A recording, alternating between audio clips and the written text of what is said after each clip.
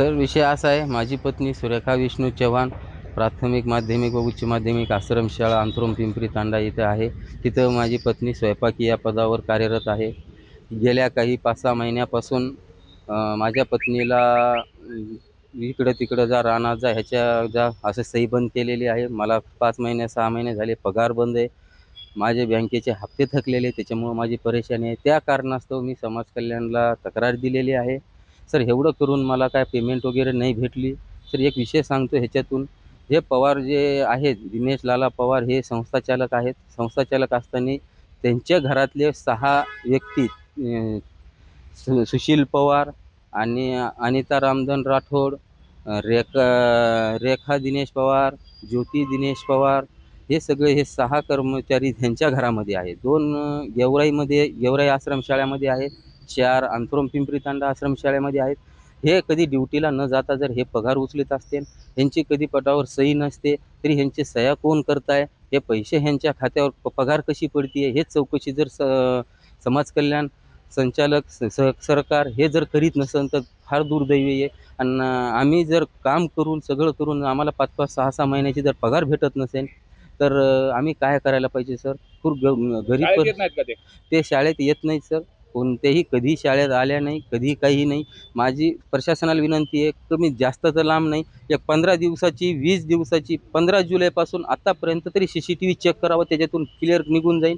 हे कधी शाळेत येऊन कधी ह्यांना शिकवताय का? कुणी जर काही स्वयंपाकी पदावर असते, कुणी अधीक्षक असतात, कधी ह्यांनी पदभार ह्यांचा सांभाळला आहे का?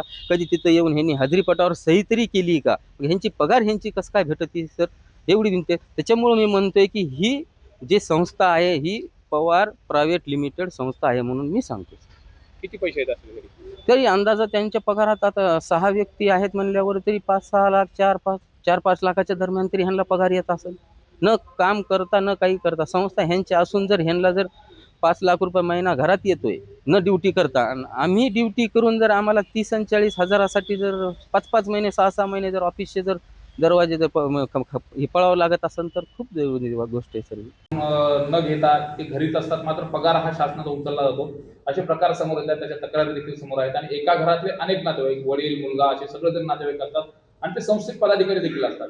अशा अनुषंगाने काय कारवाई केली जाऊ शकते आणि आता ते प्रत्यक्ष जर शाळेवर जातच नसतील तर काय कारवाई होऊ शकते?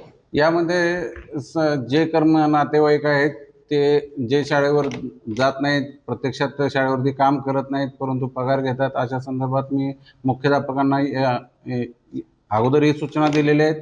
आणखी त्यांना कडक शब्दात सूचना देऊन, तसेच एक आम्ही मोहीम राबवून मॅक्झिमम बायोमेट्रिकचा यामध्ये आम्ही वापर करून पूर्णपणे चौकशी करून त्यांच्यावर जे काम न करता शासनाचा पगार घेतात त्यांच्यावर कायदेशीर कार्यवाही करू. मात्र जर नातेवाईक असताना 2 पदावरती जर कार्यरत असतील ते अध्यक्ष, आणि त्या संदर्भात काय कारवाई होऊ शकते का? आता एकाच वेळी 2-2 पदावरती कार्यरत असताना कशा पद्धतीने ही संयुक्त राहू शकतं? तसं बघितलं तर संस्थेवरचं पद जे आहे ते लाभाचं पद नाही, त्यामुळं धर्मादायच्या ट्रस्टच्या नियमानुसार बघितलं तर दोन्ही पदावरती राहण्याचा त्यांना अधिकार आहे. संस्थेचे जे नातेवाईक आहेत ते जर संस्थेवर कार्यरत करत नसतील तर त्याचा ताण हा दुसऱ्या इतर कर्मचाऱ्यावरती येतो. तर असे काही प्रकार घडले तर त्याच्यावरती काही या अगोदर कारवाई केली आहे का? असे प्रकार घडत असतील त्याला काय सांगणार असेल? आत्तापर्यंत तर माझ्यापर्यंत असे कुठलेही प्रकार आलेले नाहीत, परंतु ज्या कर्मचाऱ्यावर ताण येतात त्यांनी थोडंसं पुढे यावं. आम्हाला अर्ज नाही केला, कागदावर नाही दिलं तरी कमीत कमी स्वतः भेटून मला सांगितलं तरी आम्ही त्याच्याकडे लक्ष देऊन 100% कार्यवाही करूया.